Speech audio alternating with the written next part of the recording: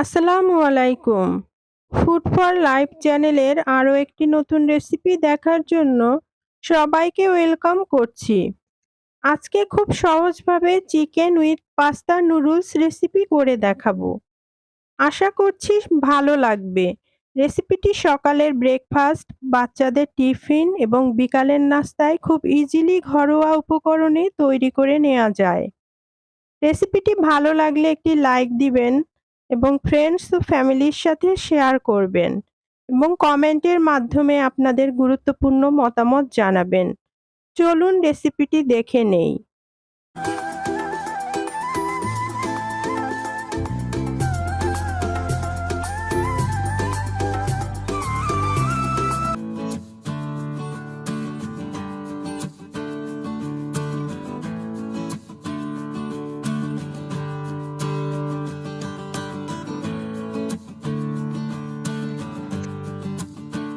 প্রথমে পাস্তা এবং noodles boil করে নেয়ার জন্য পানি বসিয়ে দিলাম।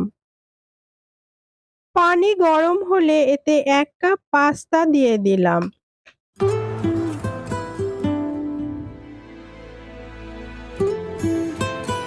এবার এর ভিতরে 1 চামচ লবণ অ্যাড করলাম। সিদ্ধ হবার সময় লবণ দিলে পাস্তার ভিতরে লবণটা ভালোভাবে ঢুকবে।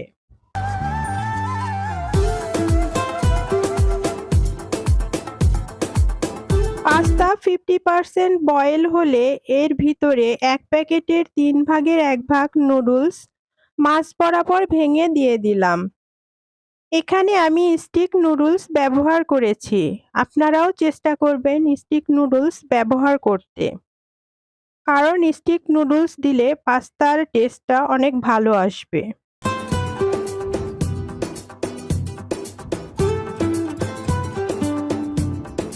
পাস্তা এবং নুডলসগুলো 80% এর মতো সিদ্ধ হলে নামিয়ে স্ট্রেনারে ছেঁকে নিলাম।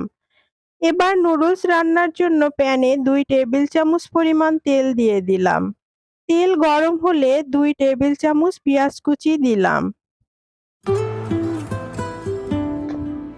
হালকা ভেজে নিলাম। এবারে এতে 1 টেবিল চামচ পরিমাণ রসুন কুচি অ্যাড করলাম। কিছুটা ভেজে নিলাম। এবারে 1 কাপ চিকেন কিমা দিয়ে দিলাম। চিকেন কিমা দিয়ে খানিকক্ষণ ভেজে নিতে হবে যাতে চিকেনের পানিটা শুকিয়ে যায়।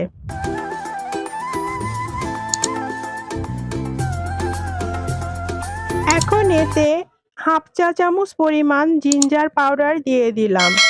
আপনারা ফ্রেশ আদা বাটাও দিতে পারেন।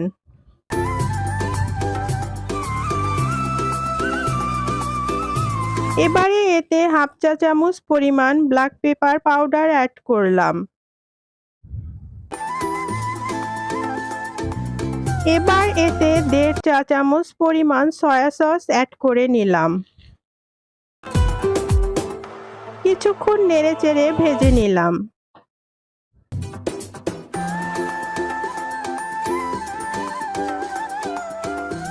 কিছুক্ষণ ভেজে 2 টেবিল চামচ পরিমাণ টমেটো সস অ্যাড করে নিলাম।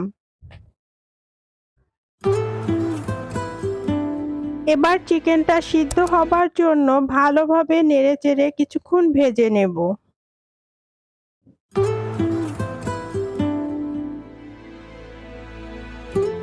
এবার কিছু পরিমাণ ক্যাপসিকাম অ্যাড করলাম। আপনারা চাইলে ক্যাপসিকাম স্কিপও করতে পারেন। এটা যার যার নিজের পছন্দ অনুযায়ী দিয়ে নেবেন। এবার আগে থেকে বয়েল করা পাস্তা এবং নুডলসগুলো উপকরণগুলোর মধ্যে দিয়ে দিলাম। খুব ভালোভাবে নেড়েচেড়ে মিশিয়ে নিতে হবে যেন পাস্তা নুডলসের মধ্যে সমস্ত উপকরণগুলো ভালোভাবে মিশে যায়।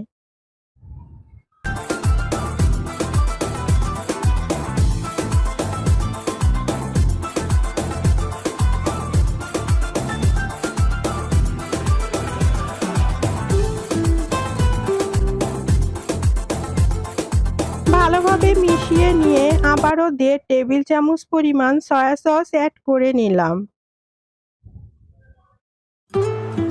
খানিকক্ষণ নেড়ে নিলাম। সয়া সস অ্যাড করলে আলাদা করে আপনাদের লবণ দেয়া লাগবে না। তবুও চেক করে নিবেন, যদি প্রয়োজন হয় লবণ দিয়ে নিবেন। এখন এতে 2 প্যাকেট ম্যাগি স্বাদে ম্যাজিক মসলা অ্যাড করে নিলাম। কিছুক্ষণ নেড়েচেড়ে রান্না করে নেব। স্প্যাচুলার সাহায্যে আমি ভালোভাবে নেড়েচেড়ে মিশিয়ে নিচ্ছি। এবারে 3-4টি কাঁচামরিচ কুচি দিয়ে দিলাম। এটা ফ্লেভার আসবে, কিন্তু অতটা ঝাল লাগবে না।